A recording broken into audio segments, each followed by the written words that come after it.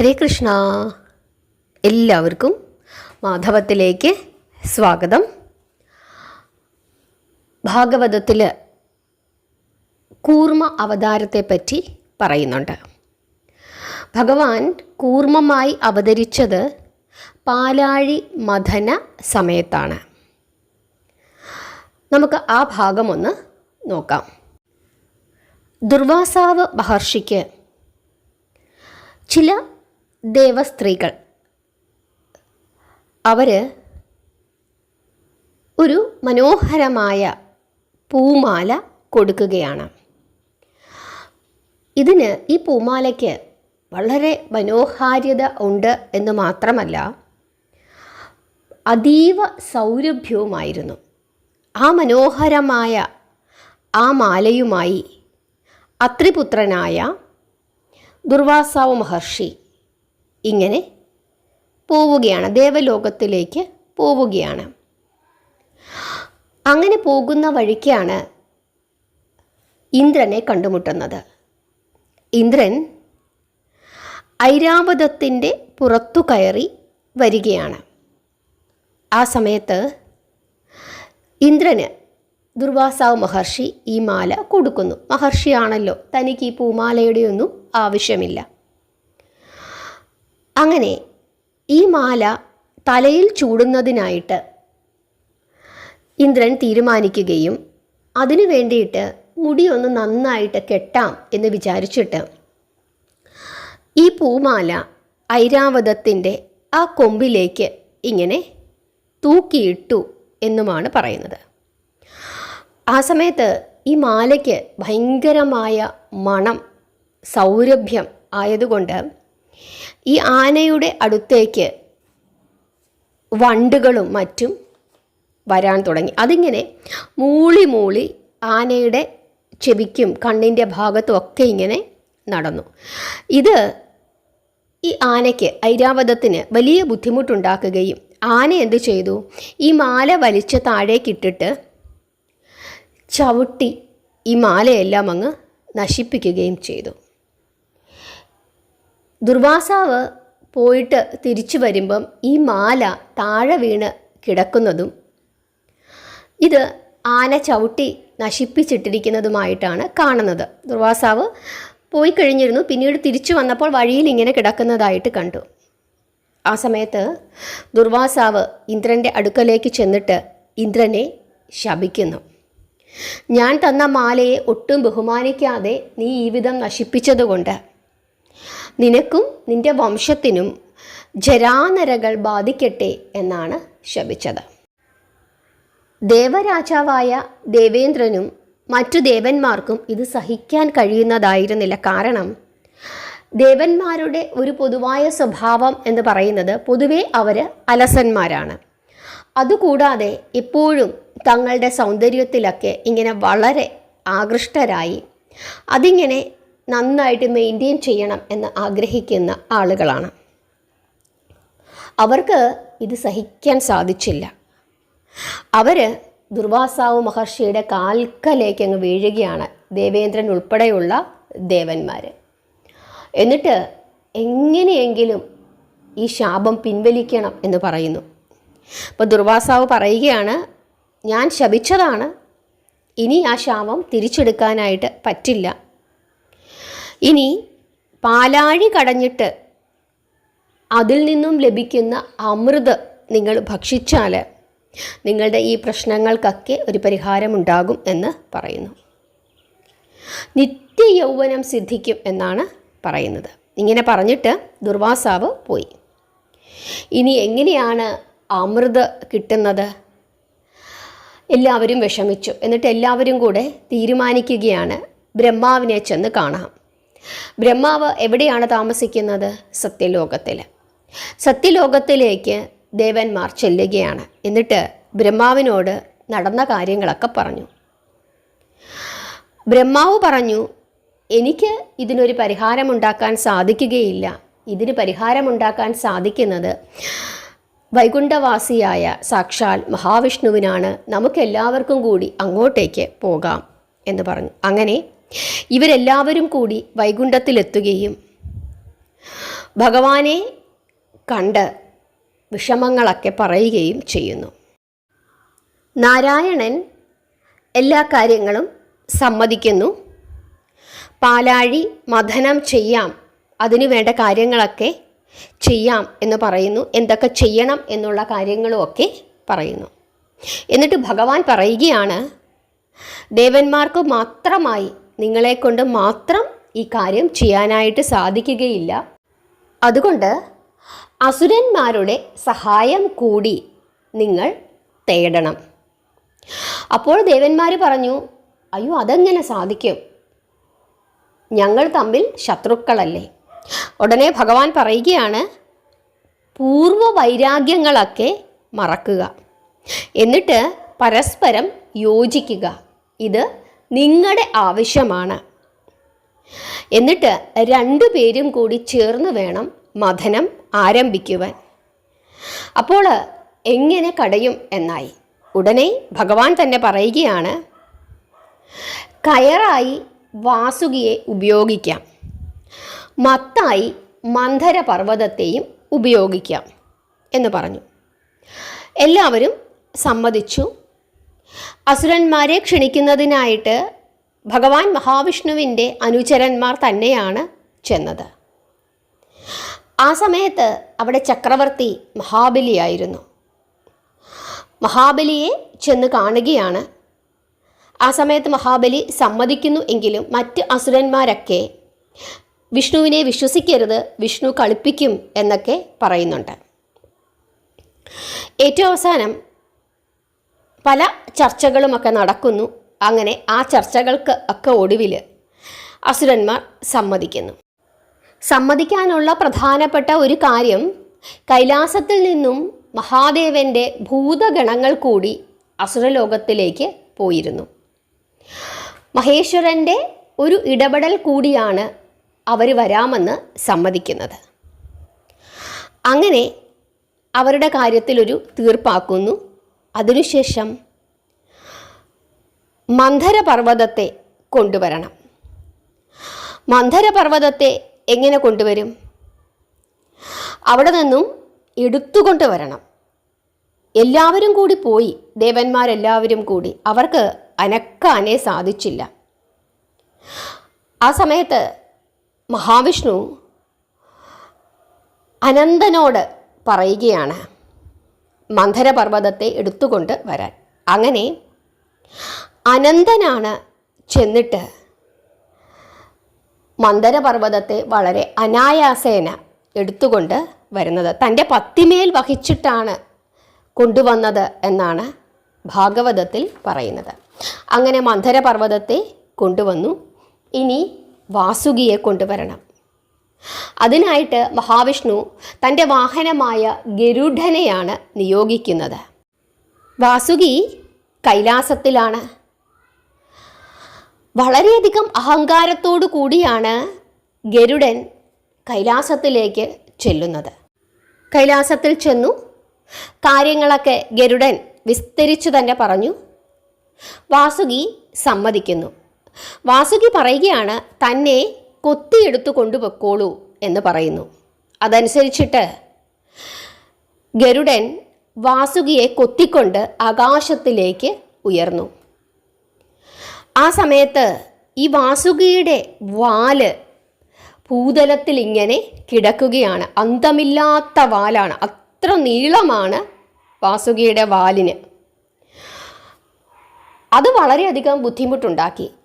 ഗരുഡൻ വീണ്ടും താഴത്തോട്ട് പറന്നു വന്നിട്ട് വീണ്ടും വാസുകിയെ കൊത്തിയെടുത്ത് മേൽപോട്ട് ഉയരുകയാണ്. ആ സമയത്തും ഈ വാസുകിയുടെ പകുതിയിൽ കൂടുതൽ ശരീരം ഭൂമിയിൽ തന്നെ കിടക്കുകയാണ്. ഗരുഡൻ ഇങ്ങനെ വീണ്ടും താഴേക്ക് വരുന്നു, കൊത്തിക്കൊണ്ടു പോകുന്നു. പക്ഷേ ശരീരം വീണ്ടും താഴെ തന്നെ.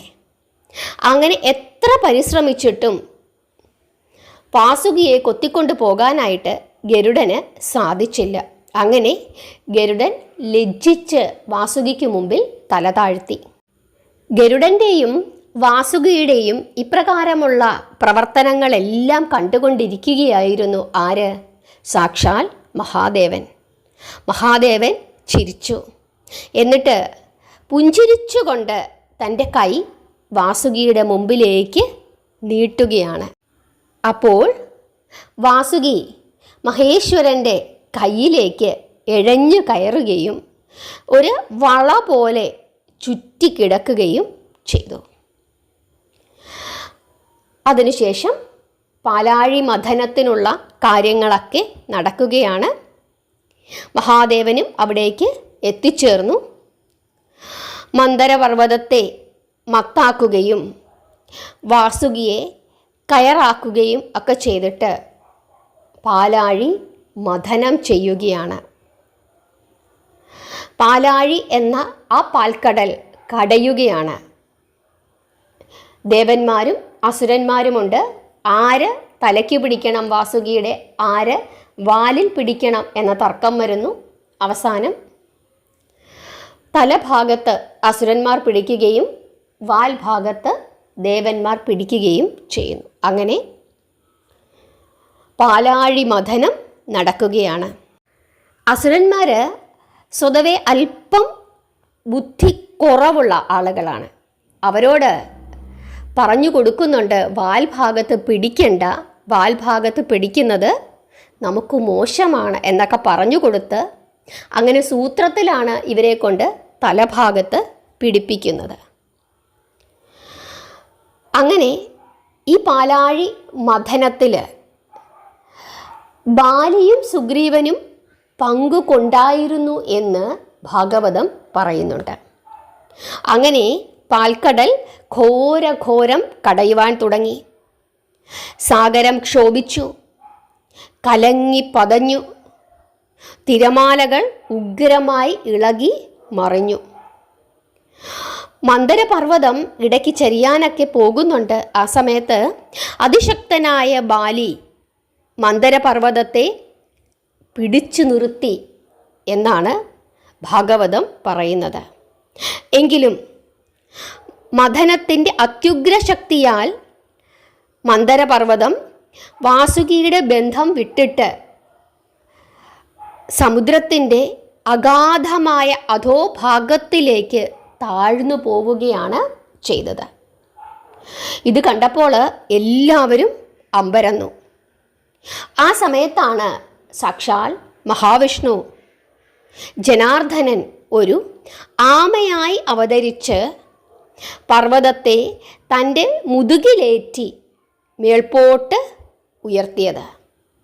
അങ്ങനെ ഉയർത്തിയപ്പോൾ അല്പം കൂടുതൽ ഉയർന്നു മന്ദരപർവ്വതം. യഥാർത്ഥത്തിൽ എത്ര ആവശ്യമുണ്ടോ അതിനേക്കാൾ അല്പം കൂടുതൽ പർവ്വതം ഉയർന്നു. ആ സമയത്ത് ഭഗവാൻ വീണ്ടും അവതരിക്കുന്നുണ്ട്. അത് ഒരു നീലവർണ്ണ പക്ഷിയായിട്ടാണ് അവതരിക്കുന്നത്. ആ പക്ഷി ആ പർവ്വതത്തിൻ്റെ മുകളിൽ പറന്നിരുന്ന് ഇതിനെ കീഴോട്ട് താഴ്ത്തി. അങ്ങനെ അതിനെ ആ ജലനിരപ്പിന് സമം നിർത്തുകയാണ്. ഇതാണ് ഭഗവാൻ നാരായണൻ്റെ കൂർമ്മ അവതാരം. അതിനുശേഷം പാലാഴി മഥനം വീണ്ടും നടക്കുകയാണ്. ആ സമയത്താണ് വാസുകിക്ക് വളരെയധികം ക്ഷീണം തോന്നുന്നത്. കാരണം ഈ ദേവന്മാരും അസുരന്മാരും അങ്ങോട്ടും ഇങ്ങോട്ടും പിടിച്ച് വലിക്കുന്നുണ്ട്. മന്ദരപർവ്വതത്തെ ചുറ്റിയിരിക്കുകയാണ്. അതിൻ്റെയൊക്കെ ഫലമായിട്ട് വാസുകിക്ക് വല്ലാത്ത ഒരു ക്ഷീണം തോന്നുകയും വാസുകി ഒരു കൊടിയ വിഷം ഛർദ്ദിക്കാനായിട്ട് പോവുകയും ചെയ്യുന്നു. ആ സമയത്ത് വാസുകിയുടെ നാവൊക്കെ പുറത്തേക്ക് വരികയും കണ്ണൊക്കെ തുറിക്കുകയും ചെയ്തു. അങ്ങനെ വന്ന സമയത്ത് തന്നെ 14 ലോകങ്ങൾക്കും ശ്വാസം മുട്ടി എന്നാണ് പറയുന്നത്. അപ്പോൾ ഛർദ്ദിച്ചാലുള്ള അവസ്ഥ എന്താണ്? സർവവും നശിക്കും. ആ അവസ്ഥ ഒഴിവാക്കുന്നതിനായിട്ട് ആ കൊടിയ വിഷത്തെ മഹേശ്വരൻ തൻ്റെ തൃക്കൈകളിൽ ഏറ്റുവാങ്ങുകയാണ്. അങ്ങനെ ഭഗവാൻ തൃക്കൈയിൽ ആ കാളകൂട വിഷം ഏറ്റുവാങ്ങുകയും അത് എങ്ങും കളയാൻ സാധിക്കുകയില്ല. അതുകൊണ്ട് അത് തന്നിൽ തന്നെ ഇരിക്കട്ടെ എന്ന് കരുതി ആ വിഷത്തെ ഭഗവാൻ സ്വശരീരത്തിലേക്ക് സ്വീകരിക്കുകയും ചെയ്യുന്നു. ആ സമയത്ത് ശ്രീപാർവതി ഭഗവാന്റെ കഴുത്തിൽ കടന്നു പിടിച്ചു എന്നൊക്കെ പറയുന്നുണ്ട്. എന്തു തന്നെയായാലും ആ വിഷം മഹേശ്വരൻ്റെ കണ്ഠത്തിൽ തന്നെ ഉറച്ച് ഇരുന്നു. അതിൻ്റെ ഫലമായി അദ്ദേഹത്തിൻ്റെ ആ കഴുത്തുഭാഗത്ത് ഒരു നീലവർണം ഉണ്ടായി. അതിനുശേഷമാണ് അദ്ദേഹത്തെ നീലകണ്ഠൻ എന്ന് വിളിച്ചു തുടങ്ങിയത്. പിന്നെയും പാലാഴി മഥനം നടക്കുകയാണ്. ആ സമയത്ത് ആ മഥനം നടക്കുന്നതിൻ്റെ ഫലമായിട്ട് സുരഭി എന്ന കാമധേനു, ഉച്ചൈസ്രവസ് എന്ന ശ്രേഷ്ഠമായ കുതിര, ഐരാവതത്തിൻ്റെ പോലെയുള്ള 4 കൊമ്പുള്ള വെള്ളാന, ചന്ദ്രക്കല, അതുപോലെ കൗസ്തുഭ രത്നം, പാരിജാതം, കൽപ്പകവൃക്ഷം, താരി എന്ന സുന്ദരി, അപ്സരസ്സുകൾ, ഇങ്ങനെ ധാരാളം സാധനങ്ങൾ, അമൂല്യങ്ങളായ സാധനങ്ങൾ പാലാഴിയിൽ നിന്നും ഉയർന്നു വന്നു എന്നാണ് പറയുന്നത്. സുരഭി എന്ന കാമധേനുവിനെ മഹർഷിമാരാണ് ഏറ്റെടുക്കുന്നത്. ഉച്ചൈസ്രവസിനെയും വെള്ളാനെയും ദേവേന്ദ്രൻ ഏൽക്കുകയാണ്. ചന്ദ്രക്കലയെ മഹേശ്വരൻ എടുക്കുന്നു. കൗസ്തുഭത്തെ മഹാവിഷ്ണു സ്വീകരിക്കുന്നു. താര എന്ന സുന്ദരിയെ ആരാണ് സ്വീകരിച്ചത്? ബാലിയാണ് സ്വീകരിച്ചത്. പാരിജാതത്തെയും കൽപ്പകവൃക്ഷത്തെയും അപ്സരസായ നാരികളെയും ദേവന്മാർ സ്വീകരിച്ചു. അതിൽ വാരുണി എന്ന മദ്യവും കൂടി വന്നു എന്നാണ് പറയുന്നത്. ആ മദ്യത്തെ ആരാണ് സ്വീകരിച്ചത്? അസുരന്മാർ സ്വീകരിച്ചു. പിന്നീട് ആഴിയിൽ നിന്നും ഉയർന്നു വന്നത് ജ്യേഷ്ഠ എന്ന അമംഗള നാരിയാണ്. ഐശ്വര്യം കെട്ടവളായതുകൊണ്ട് ആരും തന്നെ പാവം ജ്യേഷ്ഠയെ സ്വീകരിച്ചില്ല. ആ സമയത്ത് മഹാവിഷ്ണു ഇങ്ങനെ പറഞ്ഞു, നീ ജ്യേഷ്ഠയാണ്.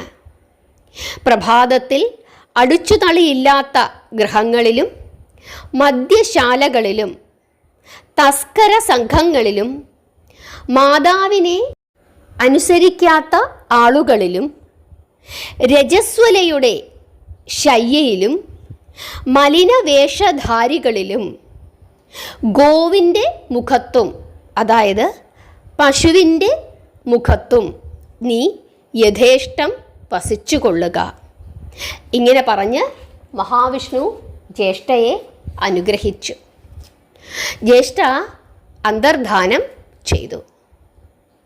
ഉടനെ തന്നെ മഹാലക്ഷ്മി അവിടെ ഉയർന്നു വരികയാണ്. അങ്ങനെ ജഗന്മോഹിനിയായ ആ മഹാലക്ഷ്മിയെ ഭഗവാൻ നാരായണൻ സ്വീകരിക്കുന്നു. ഒരു വരണമാല്യവുമേന്തിയാണ് മഹാലക്ഷ്മി പാലാഴിയിൽ നിന്നും ഉയർന്നു വന്നത്. ആ വരണമാല്യം മഹാവിഷ്ണുവിൻ്റെ കഴുത്തിലേക്ക് മഹാലക്ഷ്മി ചാർത്തി. ഭഗവാൻ ആ ദേവിക്ക് തൻ്റെ തിരുമാറിൽ സ്ഥാനവും നൽകി. സകല ദേവന്മാരും മഹർഷിമാരും ആ സമയം സന്തോഷിച്ച് ആനന്ദ സംഗീതങ്ങൾ മുഴക്കി എന്നാണ് പറയുന്നത്. ദേവന്മാരെല്ലാവരും നൃത്തം ചെയ്തു, ഗാനങ്ങൾ ആലപിച്ചു.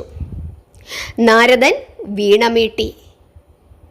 ദേവേന്ദ്രൻ മഹാദേവിക്ക് രത്നപീഠം സമ്മാനമായി നൽകി.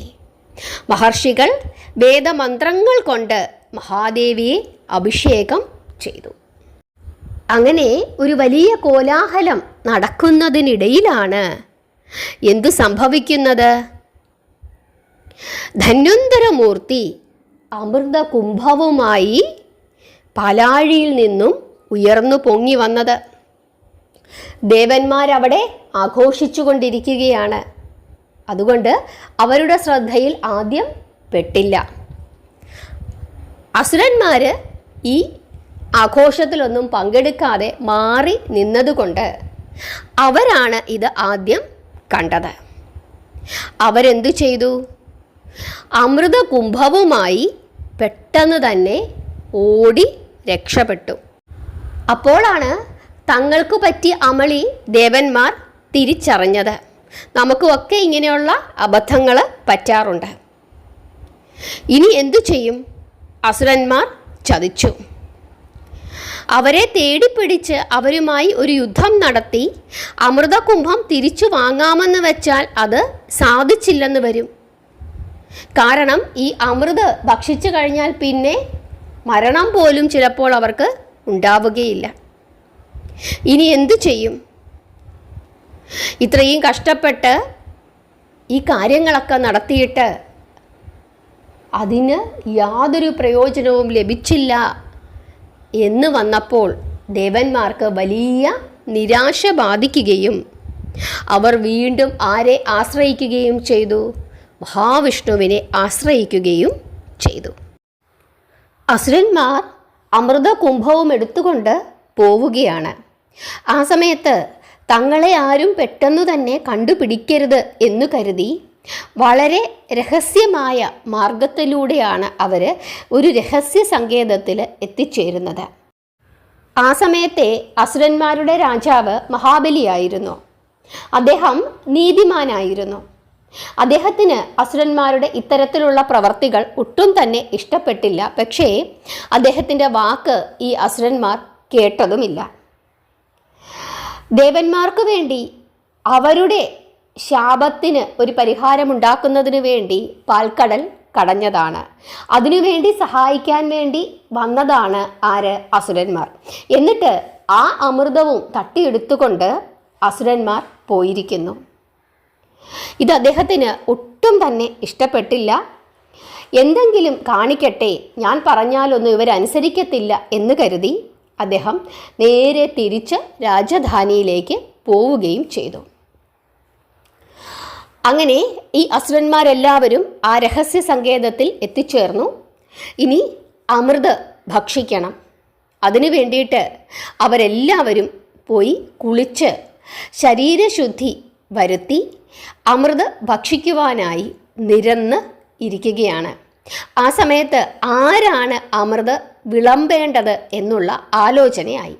ഞാൻ വിളമ്പാം എന്ന് പറഞ്ഞ് പലരും മുമ്പോട്ട് വന്നു. എന്നാൽ വിളമ്പുന്നവർ കൂടുതൽ ഭക്ഷിച്ചാലോ എന്നുള്ള സംശയം ഇവർക്ക് പരസ്പരം ഉണ്ടാവുകയും ചെയ്തു. ആ സമയത്താണ് അതിസുന്ദരിയായ ഒരു യുവതി അവിടെ പ്രത്യക്ഷപ്പെടുന്നത്. ഈ അതിസുന്ദരിയായ യുവതിയെ കണ്ടപ്പോൾ അസുരന്മാരെല്ലാവരും തന്നെ ആ സുന്ദരിയുടെ സൗന്ദര്യത്തിൽ മതിമയങ്ങുകയാണ്. അത്യാവശ്യം ചില വശീകരണ സ്വഭാവങ്ങളും പ്രകടനങ്ങളുമൊക്കെ കാണിച്ചുകൊണ്ടാണ് ഈ സുന്ദരി ഈ അസുരന്മാരുടെ അടുത്തേക്ക് വരുന്നത്. ആ സുന്ദരി ആരായിരുന്നു? അത് സാക്ഷാൽ വൈകുണ്ഠപതിയായ ജഗന്നാഥനായിരുന്നു, മഹാവിഷ്ണുവായിരുന്നു. മഹാവിഷ്ണുവിൻ്റെ മോഹിനി അവതാരമായിരുന്നു ആ സുന്ദരിയുടെ രൂപത്തിൽ അസുരന്മാരുടെ മുമ്പിലേക്ക് വന്നത്. അസുരന്മാർ പരസ്പരം മുഖത്തോട് മുഖം നോക്കിയിട്ട് ഈ സുന്ദരിയോട് ചോദിക്കുകയാണ്, നീ ആരാണ് നീ സുന്ദരി എന്ന് ചോദിച്ചു. അപ്പോൾ ഈ സുന്ദരി ഇങ്ങനെ പറഞ്ഞു, ഞാനും നിങ്ങളുടെ വർഗത്തിൽപ്പെട്ട ഒരു അസുര സ്ത്രീയാണ്. പക്ഷേ എനിക്ക് ഉറ്റവരും ഉടയവരും ആരും തന്നെ ഇല്ല. ഒരു നല്ല ഭർത്താവിനെ തേടി ഇങ്ങനെ അലഞ്ഞു നടക്കുകയാണ് എന്ന് ഈ സുന്ദരി അസുരന്മാരോട് പറയുകയാണ്.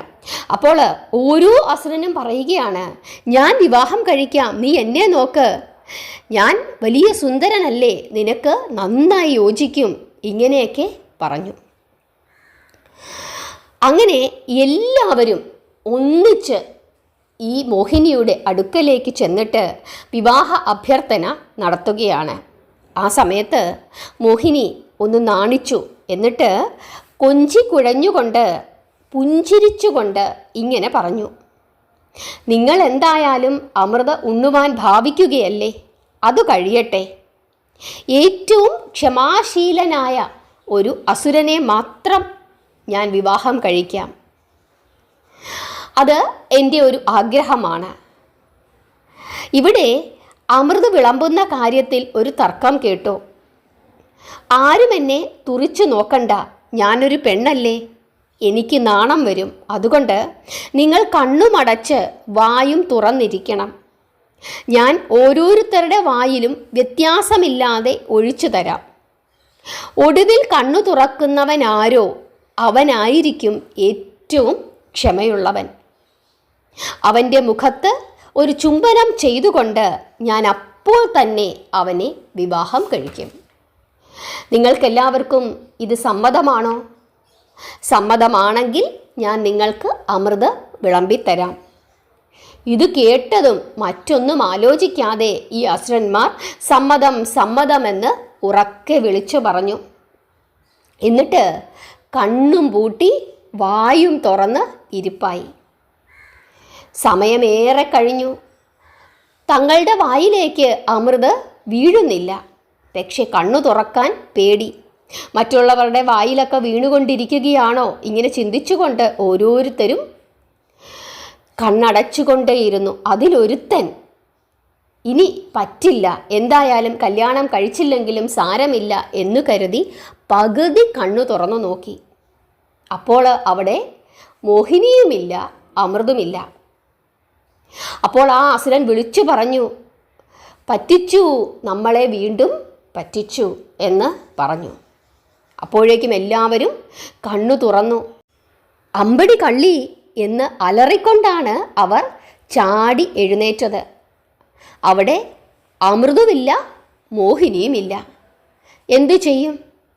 വളരെയധികം നിരാശയോടും ജാള്യതയോടും കൂടി അസുരന്മാർ തങ്ങളുടെ ആലയത്തിലേക്ക് തിരിച്ചുപോയി. അല്ലാതെ മറ്റെന്താണ് നിവർത്തി? അങ്ങനെ ഭക്തവത്സലനായ സാക്ഷാൽ വൈകുണ്ഠപതി മായാമോഹിനി വേഷം പരിത്യജിച്ച് തൽക്ഷണം തന്നെ അമൃതം ദേവകൾക്കായി ദാനം ചെയ്തു.